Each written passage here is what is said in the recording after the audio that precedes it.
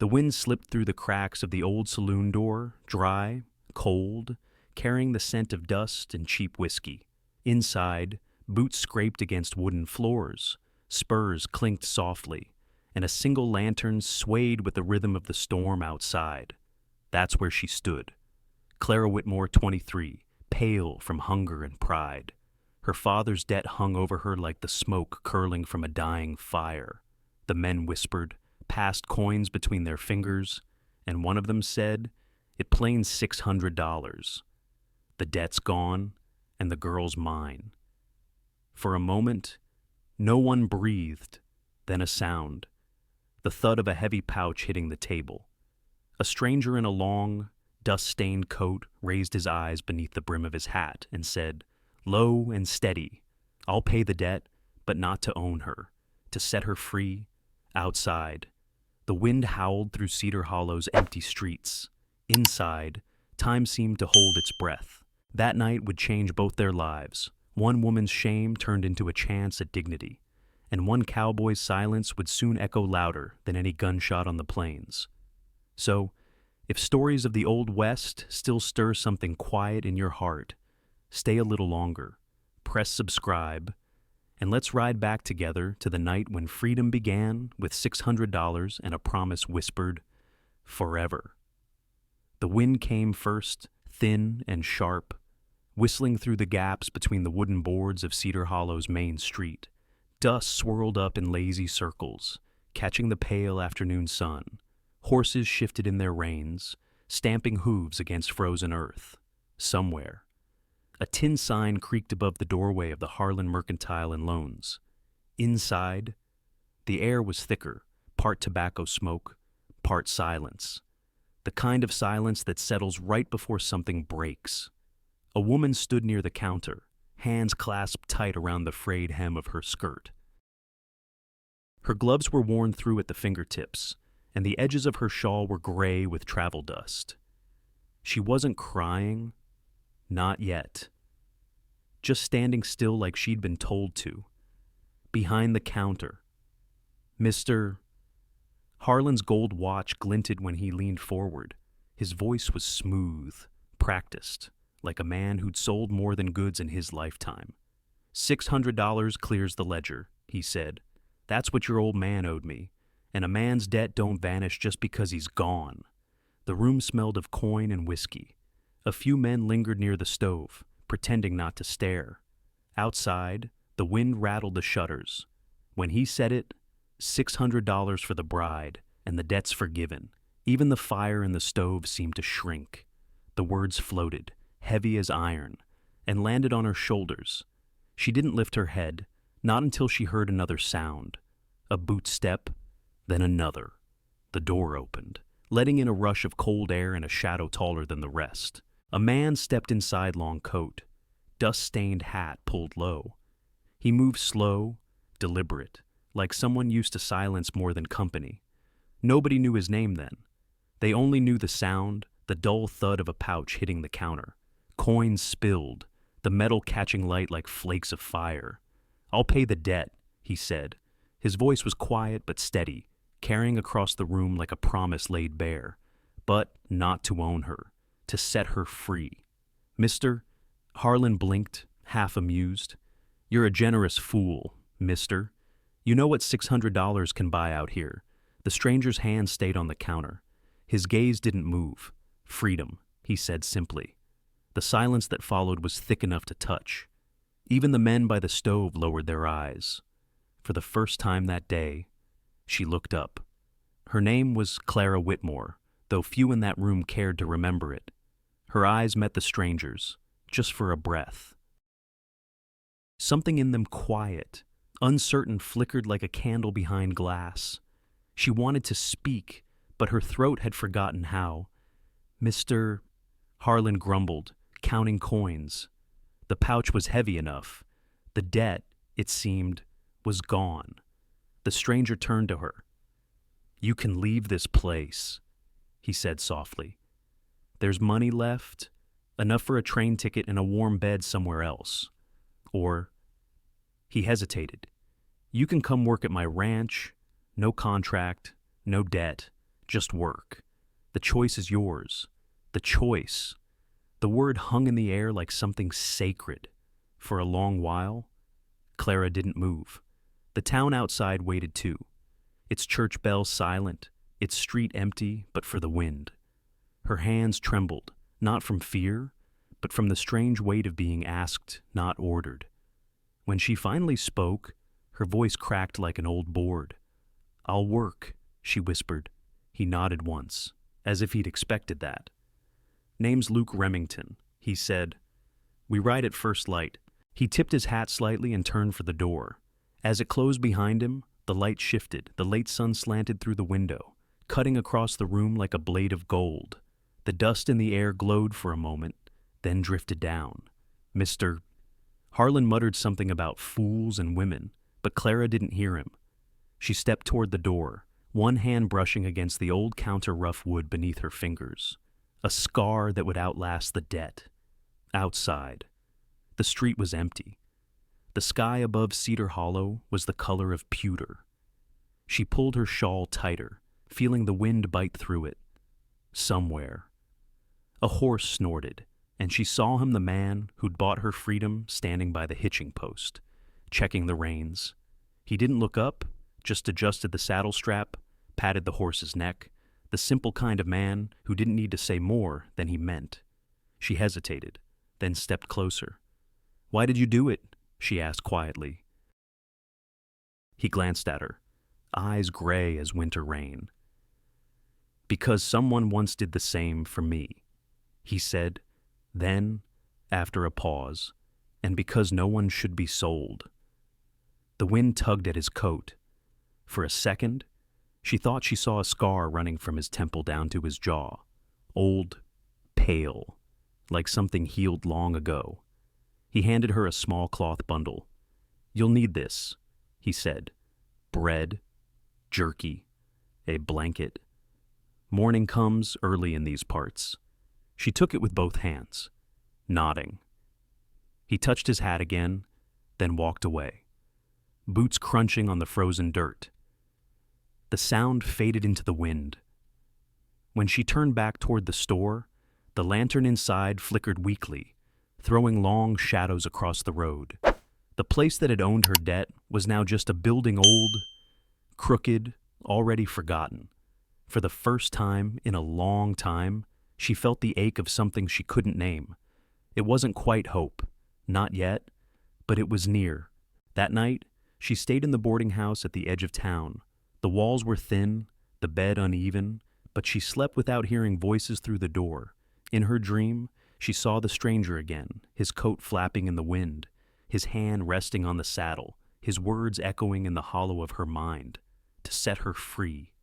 When dawn came, she was already awake. The air smelled of frost and pine. She stepped outside, her boots sinking slightly into the cold earth. The horizon burned faintly orange, and somewhere beyond it waited a road she'd never ridden a life she hadn't dared to imagine. Luke Remington was there, tightening the harness. He didn't speak, just nodded when she climbed onto the wagon. The horses shifted, the wheels creaked, and Cedar Hollow began to fade behind them. The saloon, the church, the crooked sign over the mercantile. Clara turned once, looking back. The wind caught her hair, tugging it free from her bonnet. She let it. Ahead, the open country stretched for miles, endless, unknown, and quietly calling. Somewhere inside her chest, something loosened. The sun broke over the ridge, turning the frost to fire. And though she didn't know where the road would lead, she felt it, the first fragile pulse of freedom, steady and real, like a heartbeat finding its way home. The morning came quiet and pale, like breath on cold glass. Frost clung to the edges of the wagon wheels, and the horse's breath rose in little clouds of white. Luke checked the harnesses one last time, his hands steady, his coat dusted with a thin crust of ice. Clara stood beside him, clutching the small cloth bundle he had given her, the one that held a loaf of bread, a piece of jerky, and the beginning of a different life. They left Cedar Hollow without a word. The town still slept, shutters drawn tight, the saloon sign creaking softly in the wind. The wheels cracked over the frozen dirt road, slow and rhythmic, like a heartbeat in the quiet. Clara didn't look back this time. The past would stay in that town, locked behind doors that never really opened for her. For a long while, there was only the sound of the horses and the low hum of the wind against the wagon's boards. Luke drove with the calm of a man who knew how to let silence do the talking. Every so often, he'd glance toward the sky, gauging the weather, his expression unreadable. Clara sat wrapped in her shawl, watching the snowmelt drip from the pines, each drop catching the weak sunlight like shards of glass. The mountains rose ahead, not harsh, but endless, their peaks still white with the memory of winter. The road wound through a valley where the scent of pine sap and thawing soil mixed with the faint tang of smoke from some distant cabin. At midday, Luke slowed the horses near a small stream where ice still clung to the rocks. "We'll stop here," he said quietly. His voice was deep, worn smooth by years of use, and when he spoke, the air seemed to still around it. Clara climbed down, her boots sinking into the damp ground. She knelt by the stream, cupping water in her hands, feeling the sting of cold bite through her palms. Luke tied the horses to a tree, then sat on a fallen log, chewing a piece of jerky, eyes distant. They didn't speak at first. They didn't need to. The quiet between them wasn't empty, it was soft, almost careful, like a blanket laid over something fragile. When she finally looked up, she saw him watching the horizon, not her. His face carried the kind of stillness that comes from losing too much and learning not to show it.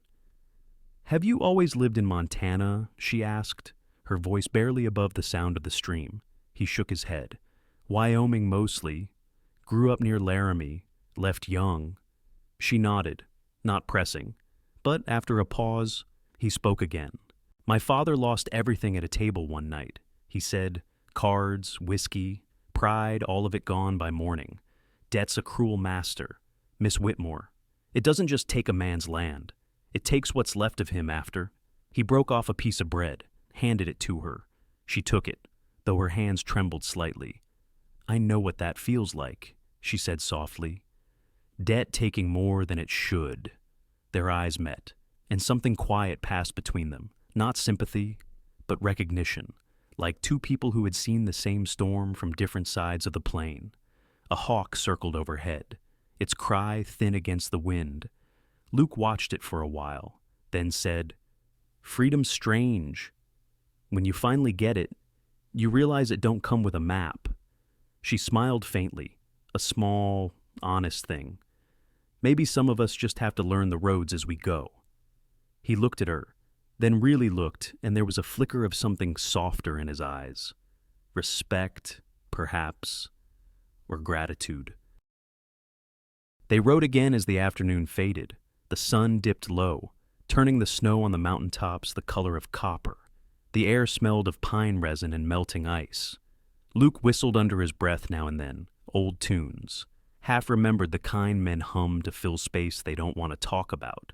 At one point, the wagon hit a rut, jolting hard. Clara's hand shot out, grabbing the edge of the seat. Luke reached instinctively, steadying her. His hand lingered for a second longer than it needed to, warm through the thin fabric of her sleeve. Neither spoke. The silence afterward wasn't awkward. It was full of things that didn't need names, yet. By the time evening came, they reached a ridge that overlooked a wide valley, all shadow and light. Smoke rose from a few distant homesteads, thin and blue. Luke pulled the wagon to a stop. "We'll camp here tonight," he said. He gathered wood, his movements efficient and quiet. Clara helped without being asked, breaking twigs, laying kindling, striking the flint until the spark caught. When the flames rose, she sat close enough to feel the warmth on her face.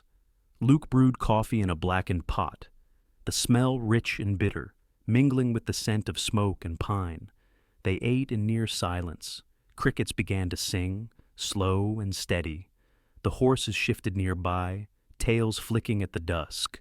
Clara stared into the fire, her thoughts wandering. "Do you ever think about leaving it all behind?" she asked after a while. "The land, the work, everything." He leaned back, arms resting on his knees. I did once. But then I realized the land don't leave you. It stays in your bones. She thought about that, about how Cedar Hollow would probably stay in hers too, even if she never saw it again. The fire crackled. A log split with a sharp sound. Luke glanced her way. "You did good today," he said simply. She almost laughed. "All I did was sit still in a wagon." He shook his head. "Sometimes that's harder than it looks." The wind shifted, carrying the scent of rain from somewhere far off. Clara pulled her shawl tighter. Luke tossed another log onto the fire, its sparks floating up into the dark. For a long while, they just sat there, two quiet figures in the orange glow, surrounded by the hum of the wild. The night sky above them stretched wide and endless, scattered with stars. When Clara finally lay down, the earth felt solid beneath her. The air was cold, but she didn't shiver. She listened to the wind moving through the trees, to the faint sound of Luke tending the fire, to the world breathing all around them. And in that sound, she found something she hadn't known she'd been missing: peace. Small but real. As her eyes drifted closed, she caught a glimpse of Luke by the fire, his face lit in amber light, eyes fixed on the horizon even in darkness. He looked like a man who'd been waiting his whole life for morning to come. And for the first time, she wondered maybe he wasn't just giving her freedom.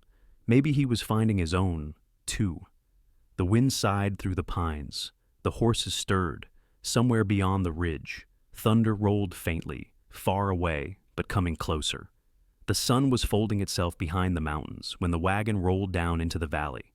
The light turned gold, then copper, then that soft kind of gray that belongs only to the edge of evening. The horses were tired, their breath thick and white in the cooling air. Clara could feel every jolt of the road through the worn seat, but she didn't mind. There was something about that stretch of land, open and breathing, that felt like the first quiet she'd known in years. Ahead of them, through the thinning mist, stood the ranch. A long fence of weathered cedar posts ran the length of the pasture. Beyond it, a white two-story house, simple and proud, faced the west like it had been watching sunsets all its life. A windmill creaked softly, turning slow. Beside the barn, two figures waved, men, broad-shouldered, red-haired, their laughter carrying faintly on the breeze. Luke raised his hand in return. "Seamus, Finn looks like we made it before dark," he called, his voice steady, a hint of something lighter in it. The brothers came striding down the path, their boots thudding against packed dirt. The taller one, Seamus, grinned. "Aye, and we were starting to think the snow swallowed you whole." "Boss." "Who's this lovely lady, then?" Luke didn't answer right away. He helped Clara down from the wagon, his hand firm but gentle at her elbow. "Miss Whitmore," he said finally. "She'll be staying a while. Treat her as you would me." The brothers exchanged a look, curious, but not unkind. Finn tipped his cap. "Ma'am," he said, his accent soft as rain. Clara nodded, unsure of what to say. The scent of hay and fresh pine filled her nose. The house loomed larger as they walked closer, its porch lined with lanterns that flickered in the wind. Somewhere inside, a clock chimed the hour. Luke opened the door, stepping aside to let her in. The room smelled of wood smoke and leather. A stone fireplace burned low, casting amber light across shelves of old books. A rifle hung neatly above the mantel, a rocking chair near the hearth. Everything looked lived in, cared for, nothing wasted, nothing showy. "This was my mother's house," Luke said quietly, setting his hat on a peg by the door. "She built most of it with her own hands after my father passed. I tried to keep it as she left it."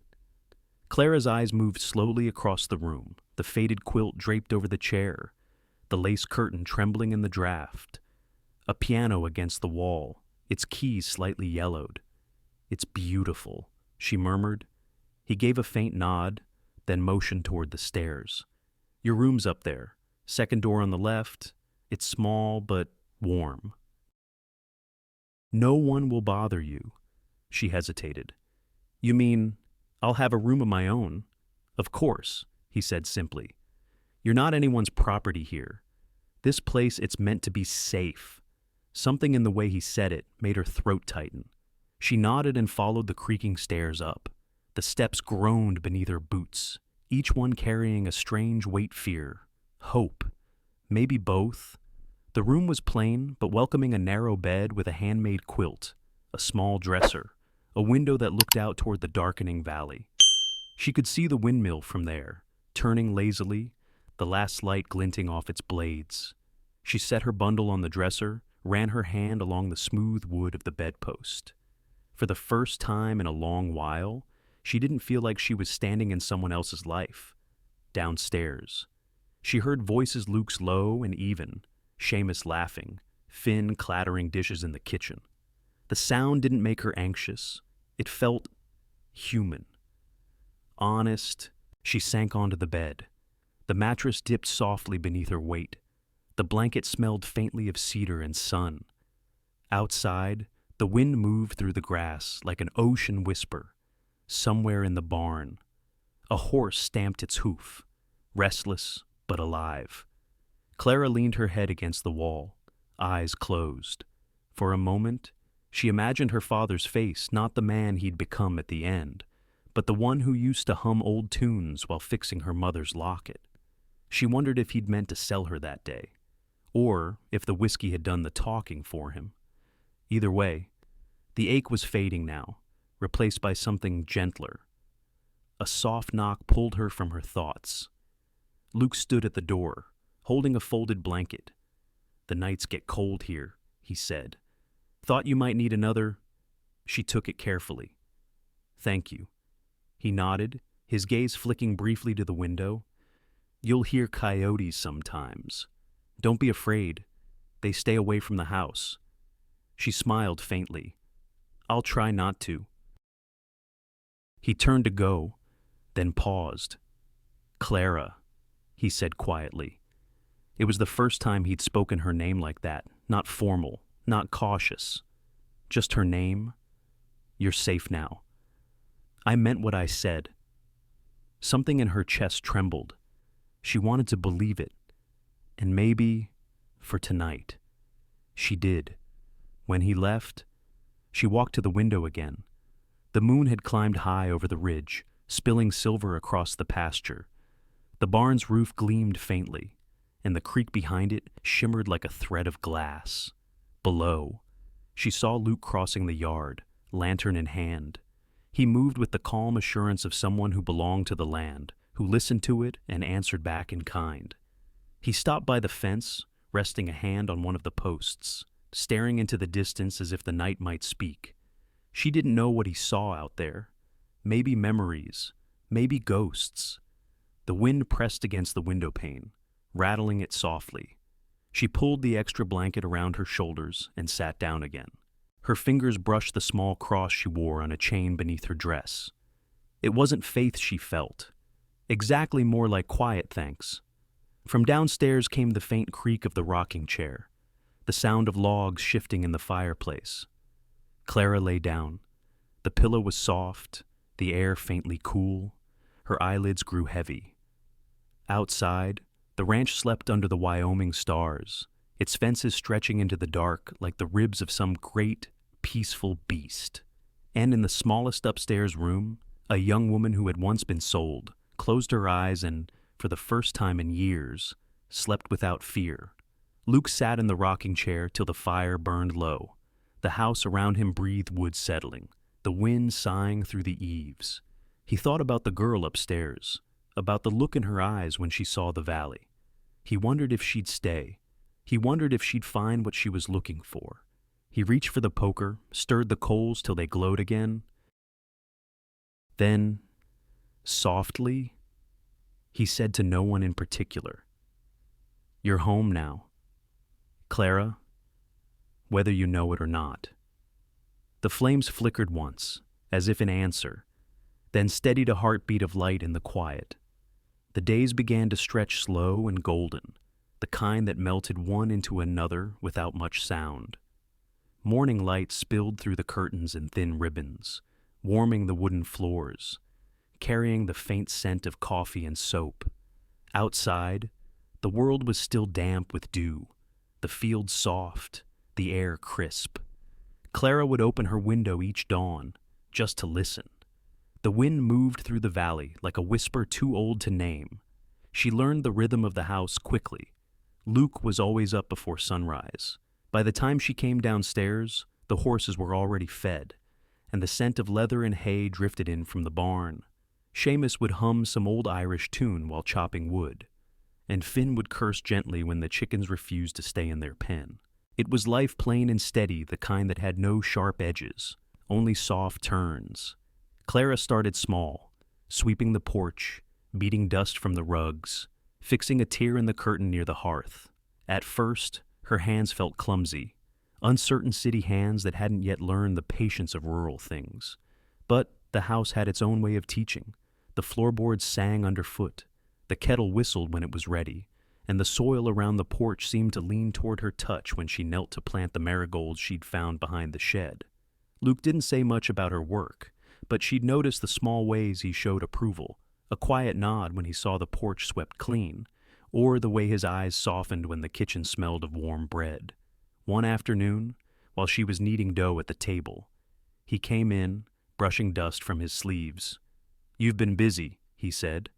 She smiled faintly, not looking up. "It helps to keep my hands moving." He leaned against the doorframe. "That's what my mother used to say. Said still hands give room for sad thoughts." She was right, Clara said. He nodded, thoughtful. She was a teacher once, before the ranch. Books everywhere. You'll see her library upstairs if you haven't yet. That evening, after supper, he showed her. The library wasn't large, but it carried a quiet kind of reverence. Shelves lined with worn spines, poetry, history, stories of faraway places. A window opened to the west, where the last of the daylight brushed the hills in gold. Luke ran his hand over a book's edge, as if greeting an old friend. "She taught me letters right here," he said. "Said words were like fences, build them right, and they'll keep you safe." Clara traced a finger along the table carved with initials long faded. "She must have been kind. She was," he replied, voice low, but strong, stronger than anyone I've known. The quiet between them deep and not heavy, but full, the kind of silence that makes you aware of your own breathing. He pulled a book from the shelf and handed it to her. The cover was cracked leather, the pages yellowed with time. "Read to me," he said. She blinked, surprised. "Me?" He smiled slightly. "It's been a while since I've heard another voice fill this room." So she did. The story was simple, a poem about the wind over the plains, but as she read, her voice steadied, finding rhythm. Luke sat across from her, elbows on his knees, watching the firelight move across her face. When she finished, he said nothing. He just leaned back, the faintest curve of a smile resting in his eyes. Something warm spread through her chest. Days passed that way, work and rest, silence and small conversation. She baked bread, mended shirts, tended the little garden near the porch. The marigolds sprouted first, their orange petals bright against the pale boards. Each evening, she'd water them while the sky turned violet, her skirts brushing the steps, her hands smelling faintly of earth. Luke would pass by sometimes on his way from the barn. He'd pause at the railing, resting one hand on the wood, just watching her for a moment before saying, "They're coming up nice. They like the sun," she'd answer, and he'd nod as if that were a truth worth keeping. There was one evening, quiet, warm, the air thick with the hum of crickets when they sat on the porch after supper. The horizon burned orange, the creek catching pieces of the sky. Luke sipped his coffee while Clara mended a tear in one of Finn's shirts. He said suddenly, "You don't have to stay, you know." Her needle paused. "I know." He turned the cup slowly in his hands. "I just don't want you to feel trapped again. Not here." She looked at him, then really looked, the lines at the corners of his eyes, the quiet sincerity that seemed to live in his posture. "I don't feel trapped," she said softly. "I feel steady, For the first time? He nodded once, his jaw tightening just a little, as if her words carried more weight than she knew. They sat like that till the stars came out, two silhouettes framed in the hush of the night. Inside. The clock ticked faintly. A floorboard creaked. Life breathed on, unhurried. When Clara went to bed that night, she left her window open. The sound of the creak slipped in, soft as a lullaby. She thought of how far she'd come from Cedar Hollow, not in miles, but in the space inside her. The girl who once stood in a room full of men and silence was now here, in a house that smelled of pine and peace. She turned over, eyes half closed, and heard footsteps outside, slow, measured, stopping beneath her window. She didn't look, but she knew it was Luke. Maybe checking the porch, maybe just thinking. He stayed a while. Then the sound of his boots faded back toward the barn. She smiled in the dark. In the morning, she'd bake another loaf, sweep the porch again, maybe start painting the fence. The world outside her window was wide and alive, and for once, she didn't feel like she had to chase it. It would meet her halfway. The wind shifted, brushing the curtains like a hand through hair. And somewhere in the quiet of that Wyoming night, two hearts began without rush, without promise to turn gently toward each other. The rain came without warning. One moment, the sky hung low and heavy, and the next, it broke open like a bucket tipped over the whole valley. Wind bent the tall grass flat against the earth, and thunder rolled in from the east, shaking the windows of the ranch house. Clara stood by the kitchen window, pressing her palm against the cool glass. Out beyond the barn, she could just barely see the dark shapes of cattle moving against the storm, restless, frightened. Luke had gone out an hour ago when the first drops began to fall. She'd begged him not to, but he'd only smiled that quiet, stubborn smile and said, "They're just calves, Clara. They don't know how to find the high ground. Now." The sky was a bruise, pulsing with lightning. She lit every lamp she could find, one after another, until the room glowed with trembling light. The smell of rain and smoke filled the air. Minutes stretched long. The thunder cracked again, closer this time. She turned from the window, pacing once across the wooden floor, then back. The old clock ticked unevenly on the wall, slower than her heartbeat.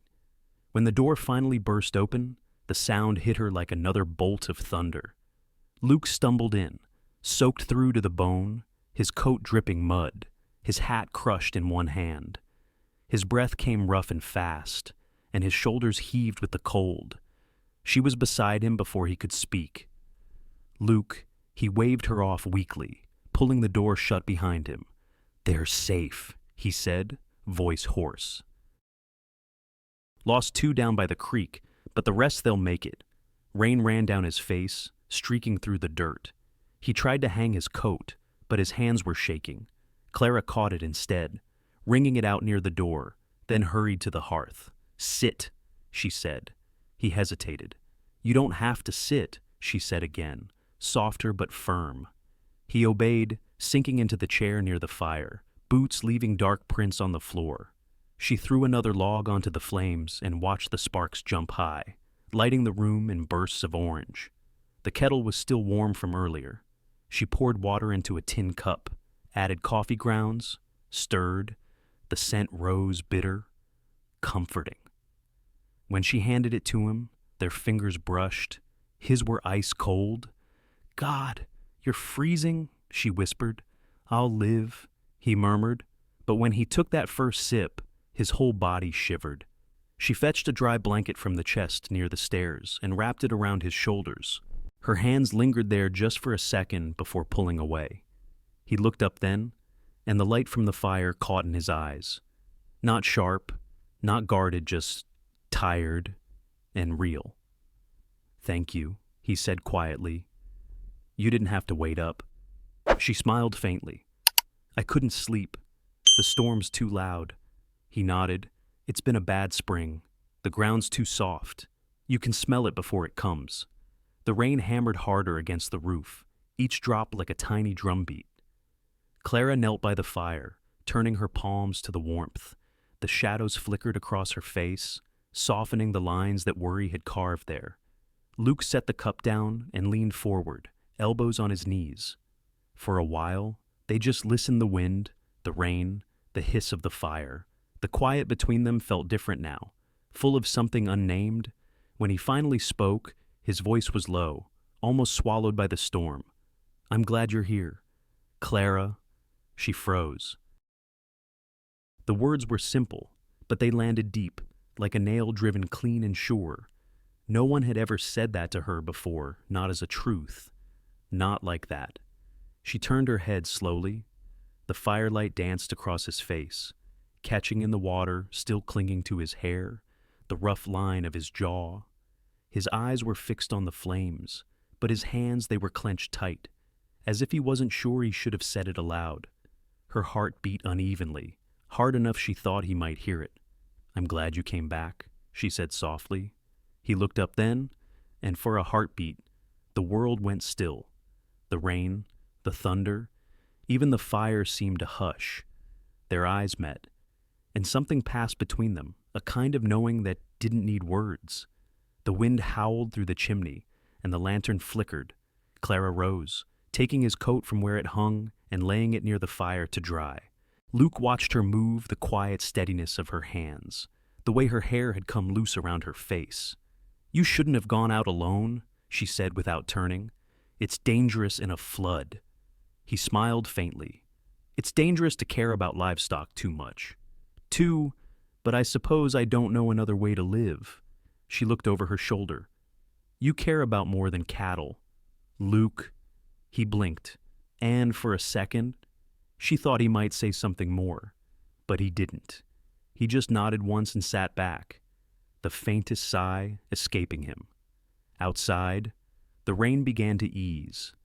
The thunder rolled farther off, like a giant walking away into the hills. Clara fetched a towel and began drying his hair, the motion small, careful. He didn't move, didn't speak, just sat there, letting her. When she finished, she folded the towel in her lap, suddenly aware of how close they were, the scent of rain and smoke between them, the steady sound of his breathing. Luke looked at her, then really looked and said quietly, "You have a brave heart." "Clara?" She swallowed hard. "I don't think so. I've just learned to keep going." He smiled that slow, almost shy smile she'd come to know, and said, "That's the bravest thing there is." The fire popped, sending up a small shower of sparks. She turned back toward it, eyes shining a little too bright. They sat that way for a long time, not speaking, just sharing the warmth, the storm fading beyond the walls. Later, when he finally rose to go upstairs, he paused at the bottom of the steps. "Thank you for the fire." She looked up from her chair, her voice barely above a whisper. "Thank you for coming home." He nodded, a quiet promise in his eyes, then disappeared up the stairs. Clara sat by the fire until the last log crumbled into embers. She could still hear the rain dripping from the eaves, soft and slow. Her heart felt full and strange, like something had begun to move there, not fast, not certain, but real. When she finally blew out the lamp, the room sank into shadow, warm and still. Outside, the world smelled of rain and new beginnings, and somewhere above the roof, the sky freshly washed, newly quiet, waited for morning. The morning after the storm was clear and bright, the kind of light that makes everything feel newly washed. Drops of rain still clung to the porch railings, catching the sun like tiny pieces of glass. Clara stood by the kitchen window, drying the last plate from breakfast. The world outside was still damp, but peaceful. A hawk circled lazily above the pasture. The air smelled of wet earth and pine. Then, from somewhere down the road, she heard it, the sharp rattle of wheels on gravel, the distinct clip of hooves too polished for these parts. She looked up, frowning. No wagon on that stretch of road ever sounded so fine. Luke was out near the barn, mending a fence post. He heard it too, straightened, and wiped his hands on his jeans. The horses in the corral lifted their heads as a carriage black and gleaming came into view. 2 gray mares pulled it, their harnesses shining like silver. Clara stepped out onto the porch, her hands still damp from the wash water. Luke met her eyes briefly before walking toward the approaching carriage. It rolled to a stop in front of the house. The door opened with a click, and a woman stepped down. Her boots barely touched the mud. She was tall, elegant, dressed in a traveling gown of deep blue, a lace parasol shading her face. Her perfume, something floral and far too sweet for the open air, drifted on the breeze. "Margaret Caldwell," Luke said, his voice flat, unreadable. She smiled, the kind of smile meant to wound politely. Luke Remington. Still too proud for a proper greeting. "I see." Clara froze on the porch, her heart suddenly too loud in her chest. There was history between them. It was clear in the stillness that followed, in the way Luke's shoulders stiffened just slightly. Margaret's gaze drifted to Clara then, sweeping over her with polite curiosity that carried a blade's edge. "And this must be your housekeeper," she asked, the pause long enough to make the words sting. Luke's jaw tightened. "Miss Whitmore works here," he said evenly, "and she's a guest under my protection. Nothing more needs saying." Margaret's smile didn't falter, but her eyes sharpened. "You've always had a noble streak, Luke, just like your father always rescuing lost causes. It didn't serve him well, you know?" Clara felt heat rise in her face. She wanted to disappear, to be anywhere but standing there beneath that woman's gaze. Luke took a step closer, his tone low, calm. "You didn't ride all this way to insult my father." Margaret tilted her head, feigning innocence. "No, of course not. I came because people talk. Luke." "They're saying there's a young woman living alone here with you. That may not matter to the ranch hands, but in town..." She let the rest hang in the air, heavy and deliberate. "I thought you'd want to protect your family name." Luke's eyes turned cold. "My mother's name doesn't need your concern, and what happens here is no one's business but mine." Margaret's lips twitched. "So much like him," she murmured. Then, turning back toward her carriage, she added, "Be careful, Luke. Charity has a way of being misunderstood." The words lingered even after the wheels began to turn again. The carriage rolled away, vanishing down the road in a shimmer of dust and sunlight.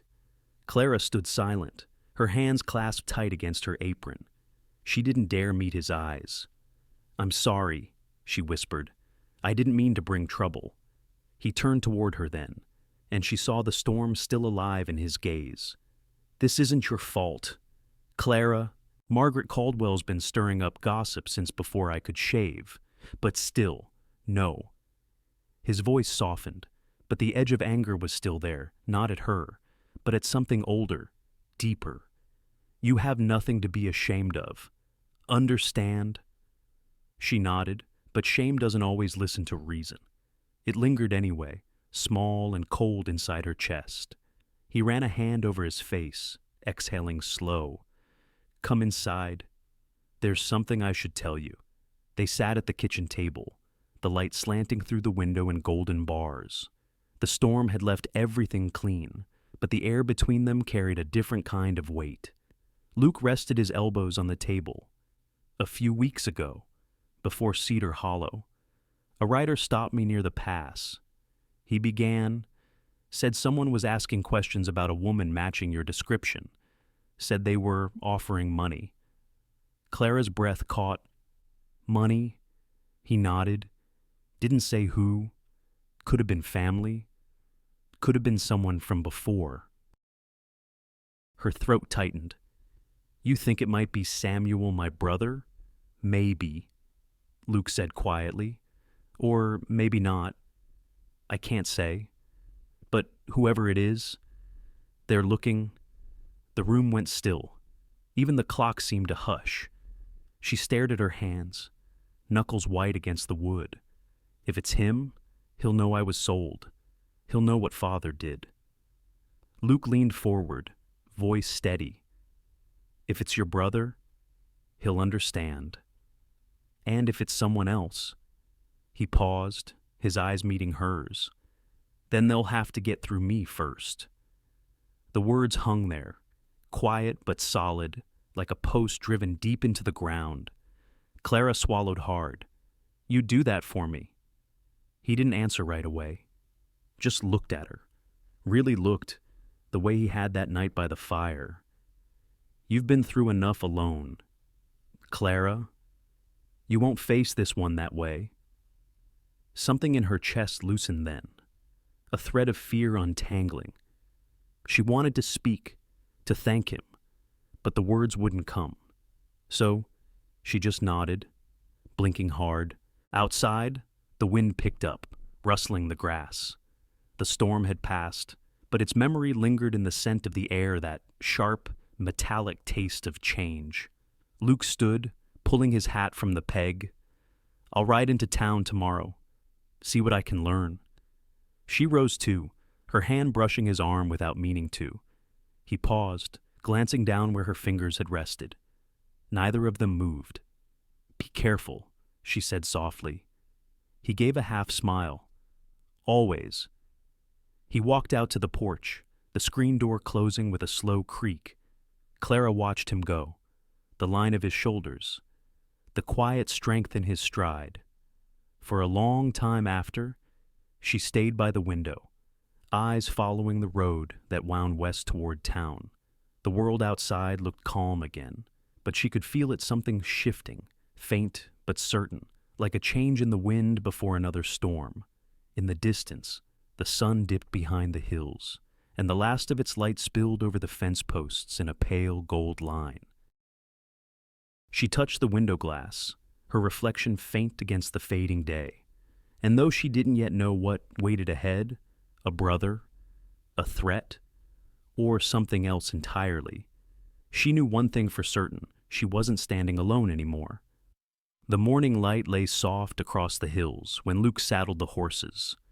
The air smelled of damp earth and cottonwood, and a thin mist hung over the grass. Clara came down the steps quietly, her shawl wrapped tight around her shoulders. He glanced up, caught her eye, and gave that small, wordless nod that meant come along. They rode without hurry. The path wound through the valley, past fences silvered by dew and meadows dotted with the first wild flowers of summer. The world was still waking birds calling from the cottonwoods, a rabbit darting into the brush. Luke rode a few paces ahead, his hat tilted low against the sun. Every now and then, he'd look back to be sure she was still there. She always was. After a while, the trail narrowed and followed a stream, its water clear as glass. The sound of it slow, steady matched the rhythm of the horses' hooves. The road opened again into a clearing bordered by willow trees whose branches swept low, kissing the surface of a small, glimmering lake. Luke pulled his horse to a stop. "Willow Creek," he said, dismounting. "My mother used to bring me here when I was a boy." Clara slid down beside him, her boots sinking into the damp grass. The water mirrored the sky, silver blue, rippling in circles where fish stirred beneath. She felt the air grow cooler in the shade of the willows, the quiet folding around them like a blanket. Luke loosened his reins, letting the horses drink. "I haven't been back here in years," he said. "Guess I was waiting for the right reason." Clara smiled softly. "And what reason would that be?" He didn't answer right away, just looked out over the water, his reflection trembling there beside hers. "Sometimes," he said at last, "it helps to remember that life keeps going, even when people don't." She turned toward him, but he was still watching the lake. His face was calm, but she could see the memory behind it, the kind that doesn't fade, only grows quieter with time. He pointed toward a line of trees on the far side. "That's where she taught me to fish. Said patience was a man's best tool, not the rod." He chuckled lightly. "I never did have much of it." Clara knelt near the edge, dipping her fingers into the cool water. "She sounds like someone I'd have liked." "You would have," he said. "She had a way of making people believe they could start over." There was a silence that wasn't uncomfortable, just long enough for the wind to pass through the willows. The branches swayed, whispering softly above them. Clara looked across the water, her voice low. My mother used to sing when she cooked, old hymns mostly, said they kept her hands from trembling. After she died, my father stopped listening to music altogether. Luke's eyes moved to her, steady, patient. You were young. Too young to understand why he got so angry, she said. He blamed everything on the cards, on money, on luck, but I think he just didn't know how to live without her. Luke nodded slowly. That kind of loss, it hollows a man out. Some folks never find their way back. Clara's hands brushed over the surface of the water, scattering reflections of clouds. Maybe that's why I stayed so long. I kept thinking if I worked hard enough, maybe I could fill that hollow for him. The wind shifted. Somewhere in the distance, a hawk called. Luke crouched beside her, his voice quieter now. You can't fix what someone else broke inside themselves. Clara. She looked at him then, truly looked. The shadows of the leaves fell across his face, softening the lines, deepening the quiet in his eyes. For a moment, the world seemed to shrink to just that, the hush between them, the water lapping against the stones, the faint creak of leather as he shifted his weight. He reached down, plucked something from the grass by his boot, a small blue flower, delicate as breath. Forget-me-not, he said, holding it out to her. They grow here every spring. My mother loved them. Clara took it carefully, as though it might fall apart in her hand. They're beautiful. She said they were reminders. Luke murmured. That love doesn't fade. It just changes shape. Clara traced the petals with her thumb, feeling their softness. I think she was right. He smiled a quiet, genuine thing that reached his eyes. She usually was. They sat there for a while, the kind of quiet that feels like prayer settling around them. Luke skipped a stone across the water. It bounced 3 times before sinking. Clara laughed softly, the sound carrying like a bell across the lake. It felt like something light had entered the air, not joy exactly, but peace. After a while, Luke said, You know, when I first saw you in Cedar Hollow, I didn't think you'd stay. Thought you'd take the money and be gone by morning. She looked down, half smiling. I thought I would too. What changed your mind? She hesitated. The way you looked at me, like I wasn't broken. He said nothing to that, just leaned back on his hands, watching the sky turn the color of tarnished gold. The silence between them deepened again, full of things that didn't need words. When Clara stood, brushing off her skirt, Luke rose too. He reached for her hand to steady her as she stepped over a patch of wet grass. The touch was brief, but it lingered warm, sure, grounding. The horses grazed nearby, their tails flicking lazily. Luke tightened the reins, his gaze fixed on the horizon. Storm clouds, he said quietly. Best we head back before night catches us.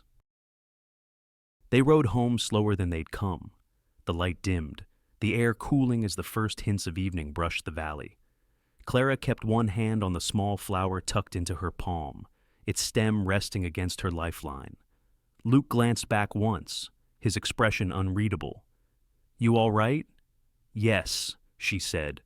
Then after a pause, better than I've been in a long time. He nodded.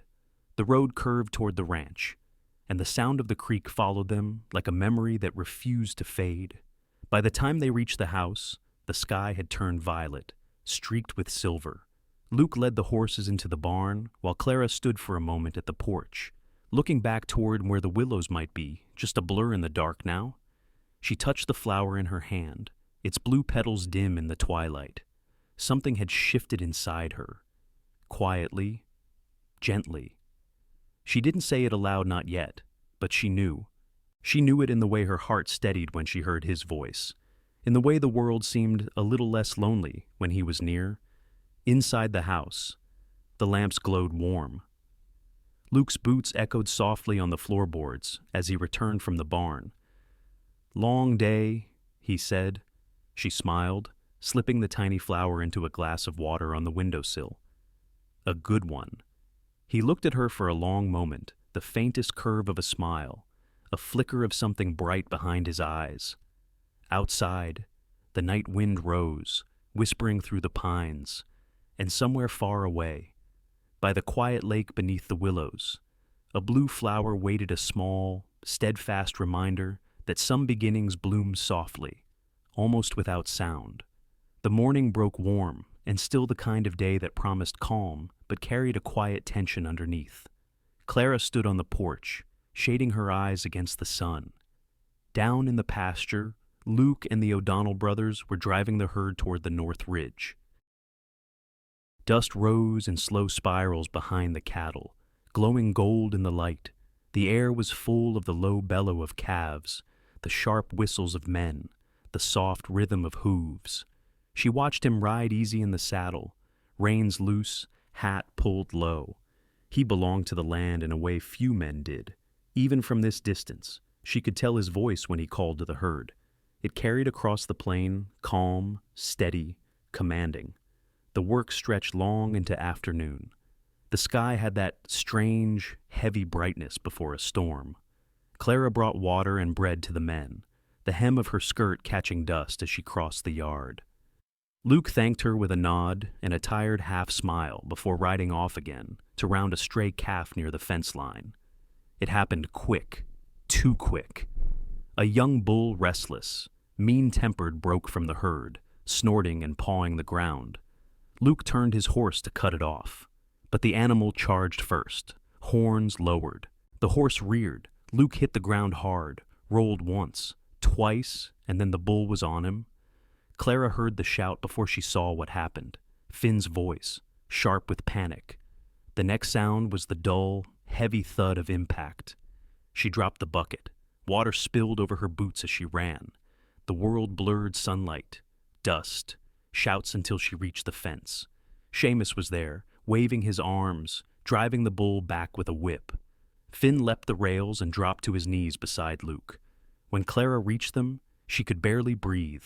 Luke lay half-conscious in the grass, one hand pressed to his side, blood dark against his shirt. His horse stood nearby, trembling, reins dragging the dirt. "Get the doctor!" Seamus shouted. "Ride to town!" Finn was gone in an instant. Clara knelt beside Luke, her hands shaking. "Luke, can you hear me?"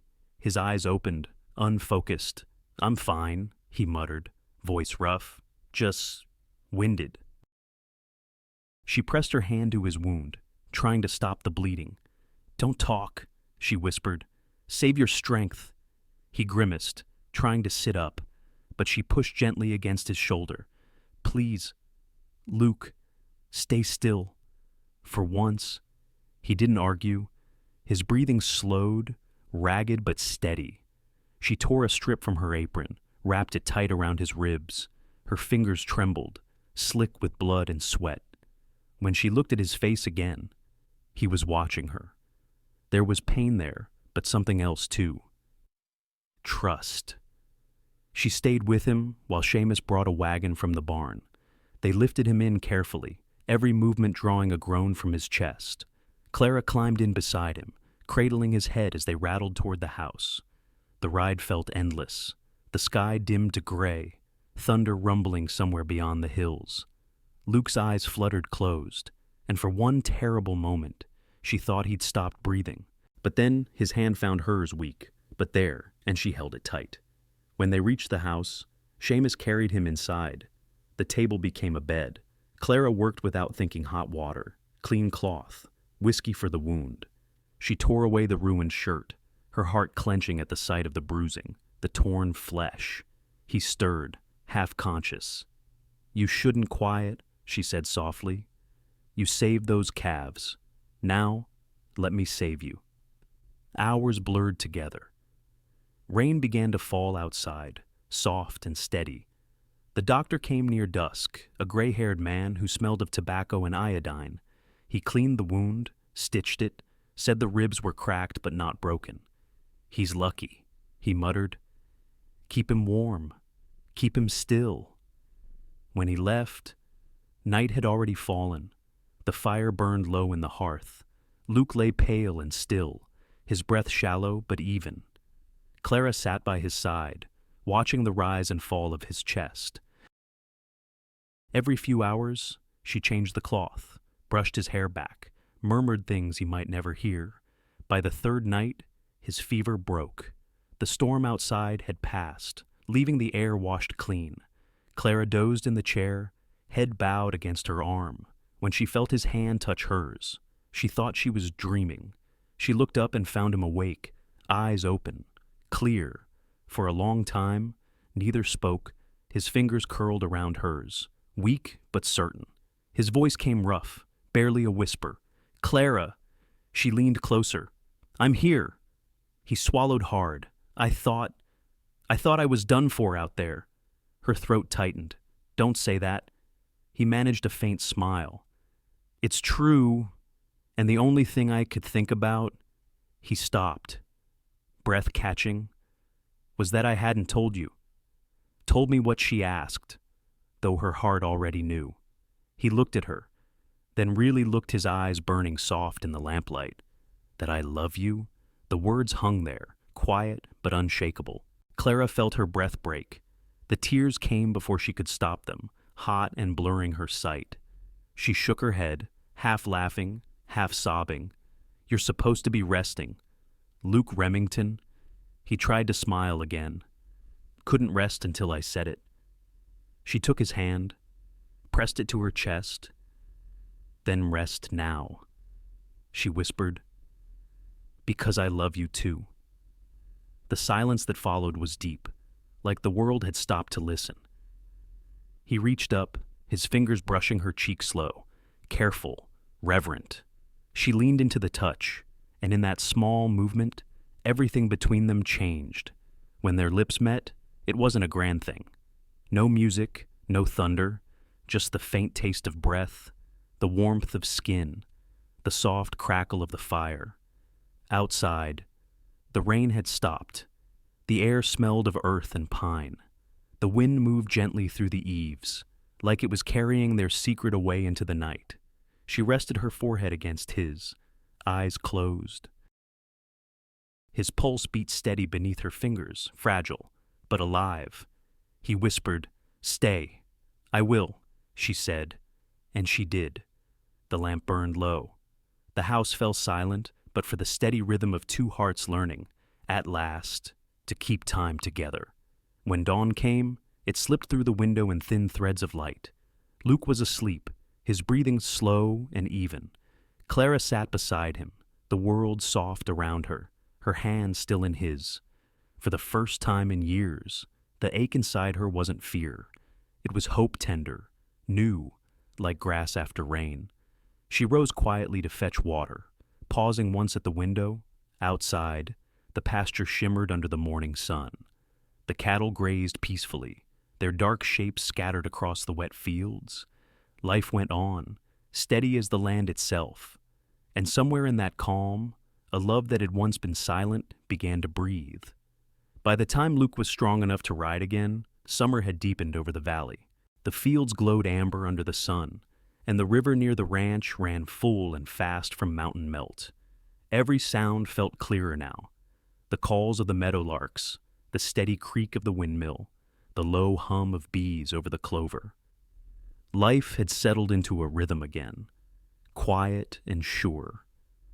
But something between them had changed, and both of them felt it in the stillness that often lingered after words had run out. Luke moved slower these days, careful with his side, though he'd never admit the pain was still there. Clara noticed anyway the way his hand sometimes pressed briefly against his ribs when he thought she wasn't looking, the way his breath caught if he lifted too much. She learned to leave a chair ready for him near the porch, a cup of coffee already waiting, the small kindnesses that spoke without saying a word. Their days went on like that, wrapped in a kind of silence that wasn't empty at all.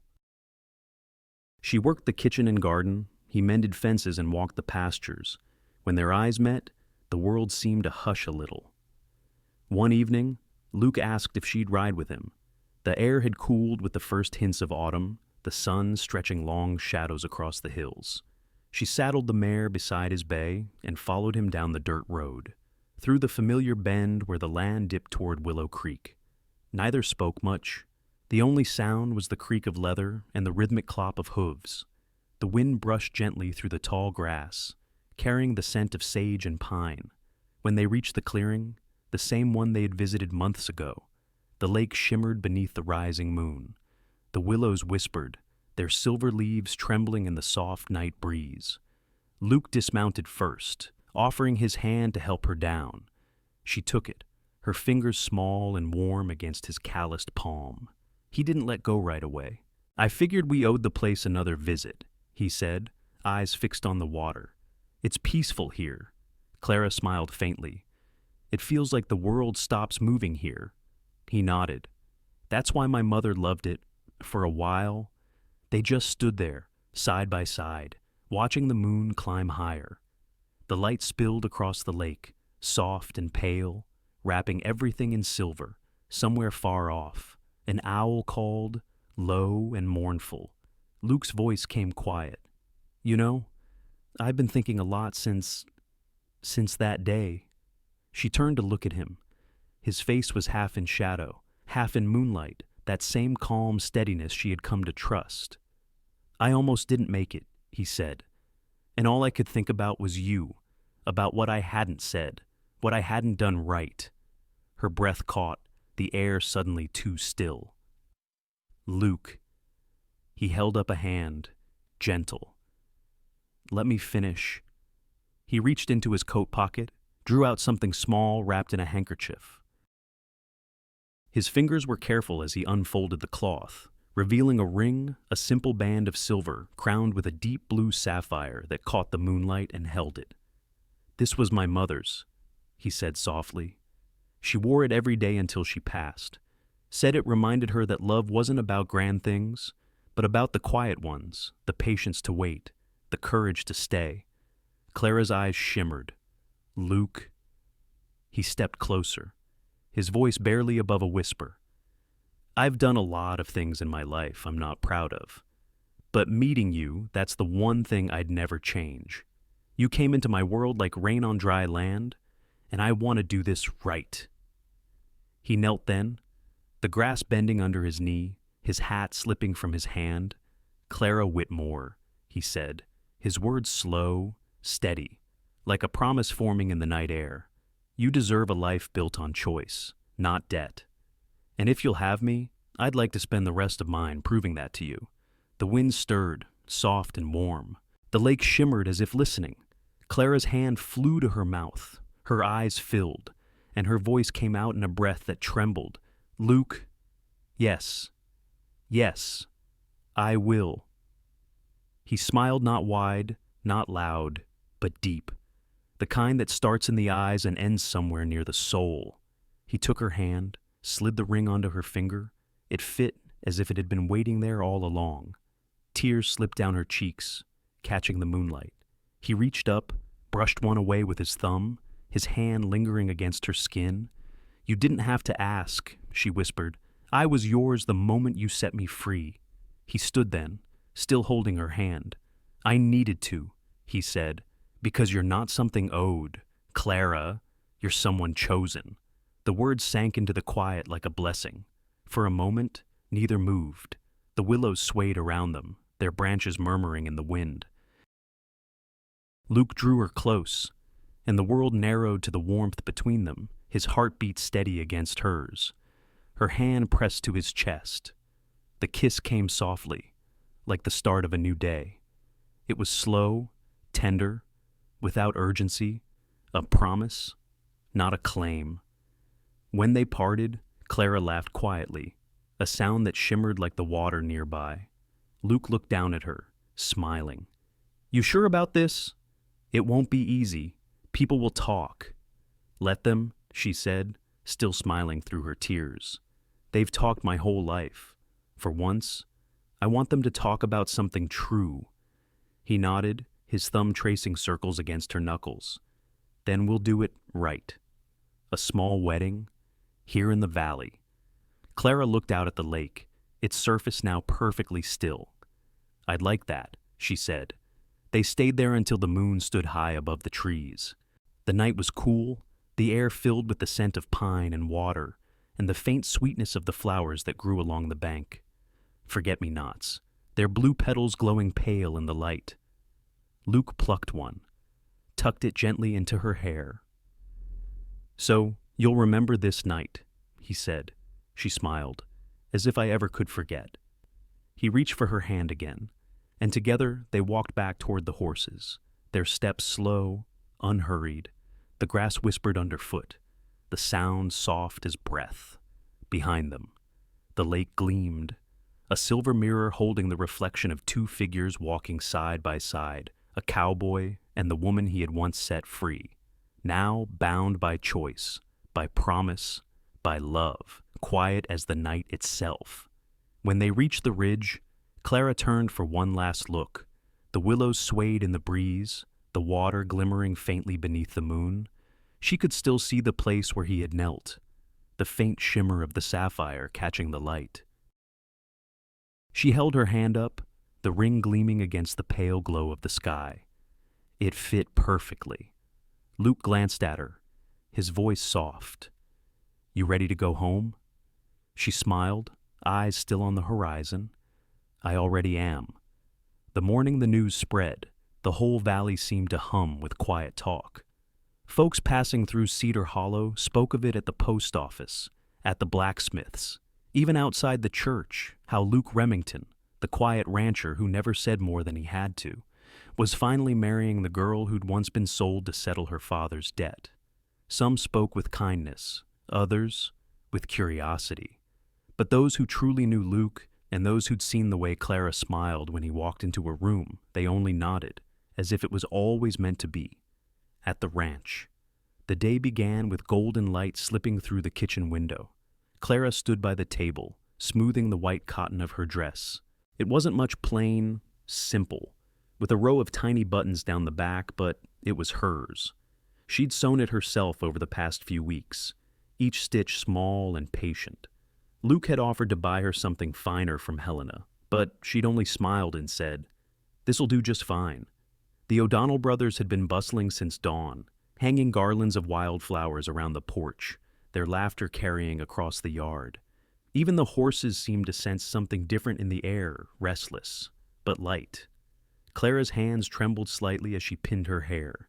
She caught her reflection in the small mirror above the basin, a face both familiar and strange. Older than the girl who'd first arrived here, but softer too, touched by something steadier than fear. Outside, she heard footsteps slow, measured and turned to find Luke standing in the doorway. He wasn't dressed fancy either, just a clean white shirt, vest, and his best hat. But the way he looked at her made her forget to breathe. "Beautiful," he said quietly. She smiled, blushing. "You're not supposed to see me yet." He shrugged, lips curving into that slow grin of his. "Guess I never was good at waiting." A soft knock came from the porch. Seamus poked his head in. "You two best hurry," he said with a wink. "Reverend's been pacing for 10 minutes, and the townsfolk are filling up the pews." Clara laughed, shaking her head. "We're coming." Luke offered his arm, but before she could take it, a voice called from the gate, a voice she hadn't heard in years, deeper now, but achingly familiar. "Clara." She froze.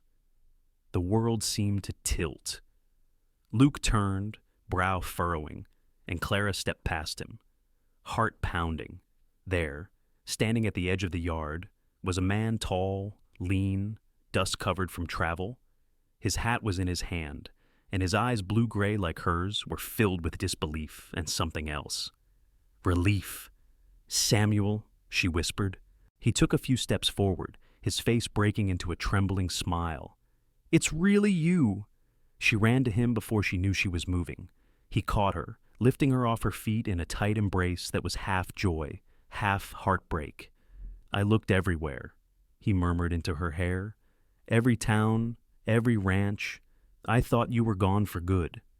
She pulled back, tears bright on her cheeks. "I thought you'd given up on me." "Never," he said. "I couldn't." Luke stood a few paces away, hat in hand, silent but watchful.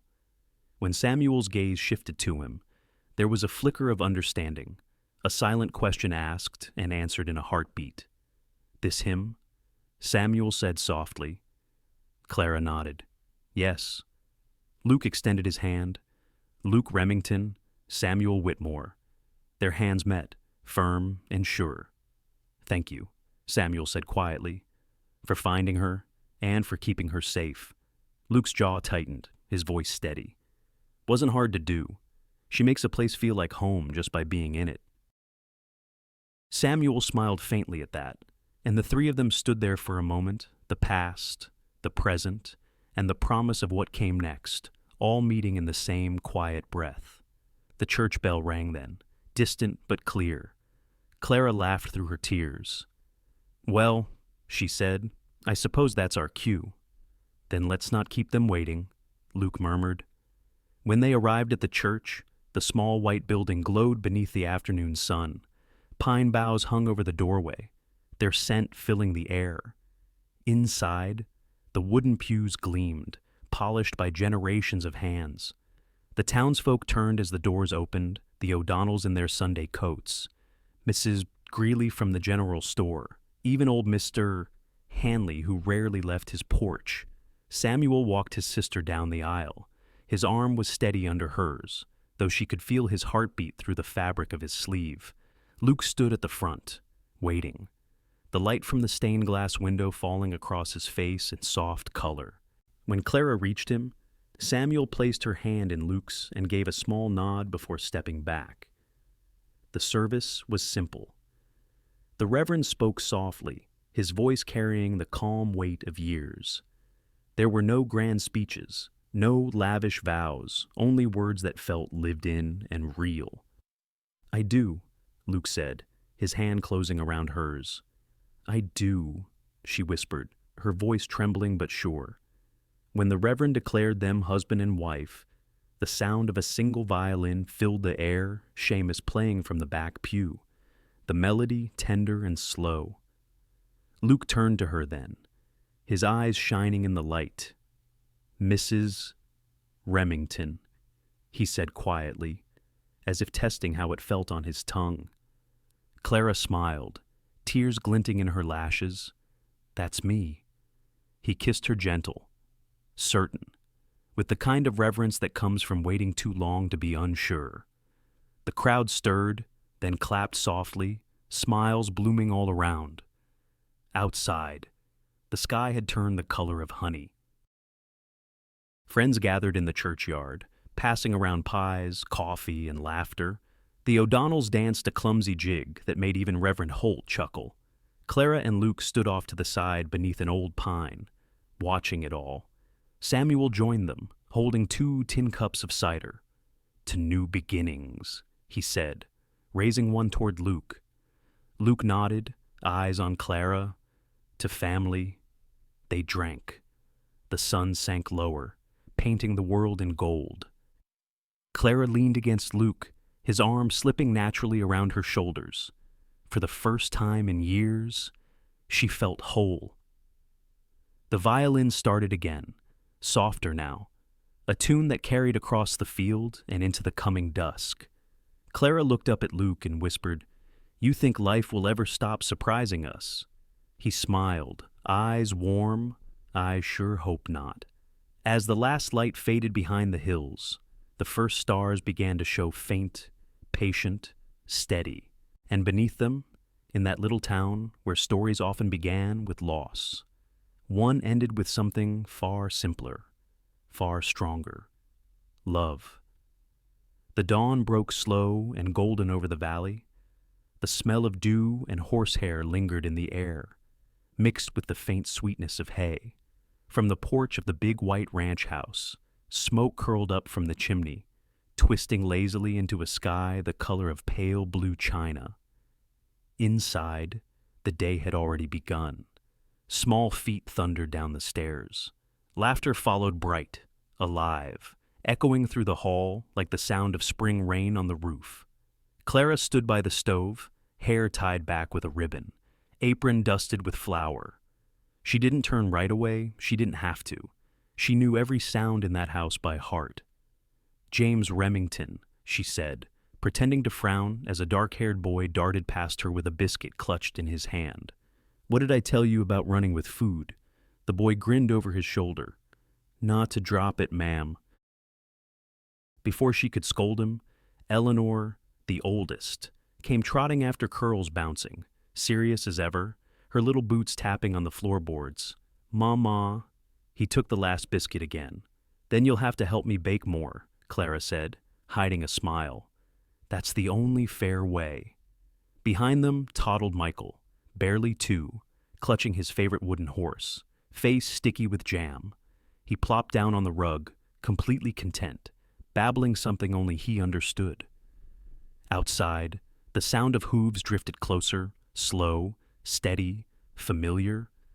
Clara looked up just as Luke rode into view, sunlight catching on the brim of his hat. He swung down from his horse, the easy movement of a man who'd done it 1,000 times. His shirt was dusty, his hands rough, but his eyes, when they met hers through the kitchen window, were still the same steady blue she'd fallen in love with. He tipped his hat, that small half-smile on his lips. She lifted the kettle from the stove, already pouring coffee before he even crossed the porch. Some habits, after all, didn't need words. By the time he stepped inside, the children had swarmed him, James tugging at his vest, Eleanor proudly announcing she'd brushed the mare by herself, and little Michael wrapping his tiny arms around Luke's leg like it was a tree trunk. Luke laughed, kneeling down to scoop the youngest into his arms. "Well now," he said, voice low and warm, "if this ain't the best welcome a man could hope for." The house smelled of bread, leather, and wood smoke, the scent of a life built slow and honest. After breakfast, the world outside came alive with the rhythm of the ranch. Seamus and Finn, older now, still worked the herd, their laughter carrying faint across the pasture. Samuel rode out with them most mornings, the bond between the brothers-in-law quiet but solid as old timber. Together, they'd grown the ranch into something more than anyone had thought possible. Cattle thick across the hills, barns full, the land stretching wide and green under the Montana sun. Sometimes, in the quiet hours before dusk, Clara would stand on the porch and think back to what the place used to be. Just wind, dust, and silence. Now it pulsed with life, the creak of wagons, the whinny of horses, the chatter of children chasing each other around the corral. One afternoon, while hanging laundry under the cottonwoods, Clara felt small fingers slip into hers. It was Eleanor, holding up a wilted daisy. "For you, Mama," she said solemnly. Clara took it, brushing her thumb over the petals. "It's beautiful, darling. Papa says daisies mean home," Eleanor said. "Is that true?" Clara looked across the yard where Luke and Samuel were mending the fence, sleeves rolled up, sweat gleaming on their forearms.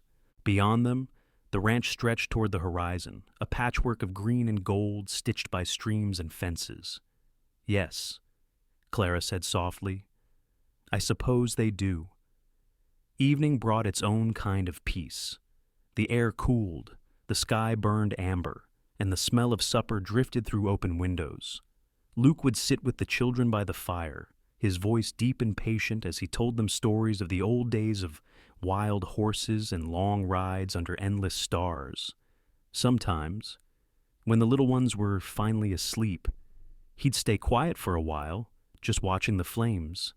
Clara would come sit beside him, her hand finding his without a word. "You ever think we'd get here?" he asked one night, his voice barely above a whisper. She smiled, eyes half-lidded from the warmth of the fire. "Not like this," she said. "Not so gentle." He turned toward her, studying her face in the firelight. "Guess even a man like me can get lucky." She shook her head. It wasn't luck. Luke. It was choosing every day. Outside. The wind moved softly through the tall grass, brushing against the windows like an old song. There were moments still quiet, fleeting when Clara would pause in the middle of her day and feel the weight of it all. The memory of who she'd been, the girl standing in that saloon years ago, it trembling, afraid, and the woman she'd become now. It wasn't pride she felt. Not exactly. It was something deeper. Gratitude. The kind that filled her bones and made her breathe slower, softer. Once, near the end of summer, she found Luke by the creek with their sons, showing them how to skip stones. Eleanor sat on the bank with a book in her lap, pretending not to watch but smiling each time Michael giggled. The late light turned the water gold. Luke saw Clara standing there and waved her over. When she reached him, he handed her a smooth stone. "Your turn," he said. She laughed. "You know I'm terrible at this."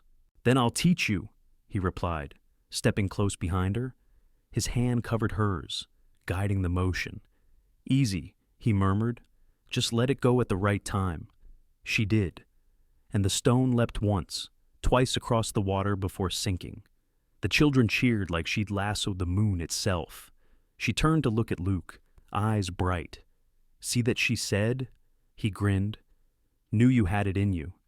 They stood there for a moment longer, the sound of the creek whispering around them, the laughter of their children carrying through the dusk. That night, after the house had quieted, Clara stepped outside once more. The stars were scattered thick across the sky, the Milky Way cutting a silver path above the dark hills. She wrapped her shawl tighter, the cool air brushing her skin. From inside came the faint cry of the baby, then Luke's voice gentle, steady, soothing him back to sleep. Clara closed her eyes, listening. There were no debts now, no ghosts.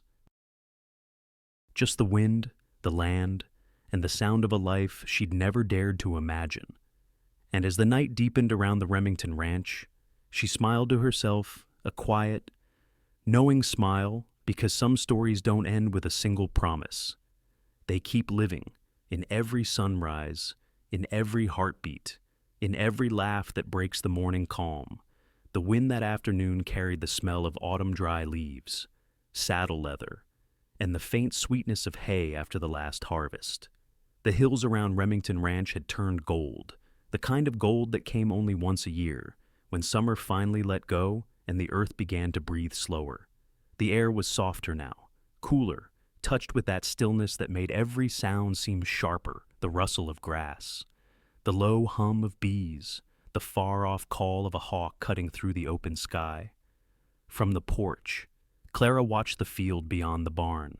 Luke was out there with the children, Eleanor sitting tall on her chestnut mare, James gripping the reins with fierce concentration, and little Michael perched in front of his father on the big gray gelding.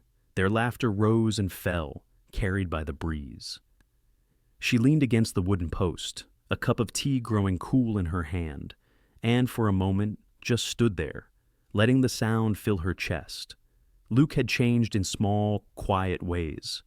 His hair had silvered a little at the temples, his hands grown rougher, his walk slower but surer. Yet his voice when he spoke to the children, patient and low, still carried that same calm she had clung to years ago, when everything in her life had felt uncertain. She'd once thought strength was something loud, something that broke and conquered. Now she knew it could also be this, the quiet endurance of a man who kept showing up, day after day, with gentleness. A gust of wind swept through, lifting the hem of her skirt and making the dry grass ripple like waves. The old rocking chair creaked beside her, empty, but still moving slightly, as if the ghosts of all the mornings and evenings they had shared lingered there. She smiled to herself, eyes soft. Luke dismounted, steadying Michael on his feet. The boy wobbled, laughed, and ran toward his mother, arms outstretched. Clara knelt down, catching him as he collided into her, his small hands clutching at the fabric of her dress. His laughter was bright, unburdened the sound of a life untouched by the kind of fear she'd once known. Luke joined them on the porch, dusting off his hat before setting it on the rail. "He's getting steadier," he said, nodding toward their son. Clara brushed a lock of hair from her face. "You're a good teacher." He gave a quiet chuckle. "He's stubborn, that one. Gets it honest." They stood there for a while, shoulder to shoulder, watching the children chase each other through the tall grass, the sky turning softer with each passing minute. The light had that golden weight to it, the kind that seemed to linger in the air even after the sun slipped behind the ridge. Clara turned her head slightly, her voice just above a whisper. "Luke." He looked at her, eyes steady. She smiled, faint but full. "You've paid that debt," she said. "The one you took on all those years ago." He raised an eyebrow, a slow grin forming. "Is that so?" She nodded, her gaze drifting back to the horizon. "You paid it in something that lasts longer than gold." He stepped closer, resting his hand lightly on her back. "Guess that was the best investment I ever made." The words were simple, but they hung in the air like something sacred. She leaned into him then, just enough for their shoulders to touch, the silence between them comfortable and full. Down in the pasture, the children had begun to gather wildflowers, their voices drifting like music through the dusk. Eleanor called for her brothers, holding up a handful of daisies, and James chased after her, laughing. The world felt small and infinite all at once. As the last bit of sunlight faded, Luke took Clara's hand. The skin was weathered now, lined from work and time, but warm, always warm. He ran his thumb along the edge of her wedding ring, still bright against her skin. "You ever think about that day?" he asked softly. "The one in Cedar Hollow." She was quiet for a long moment.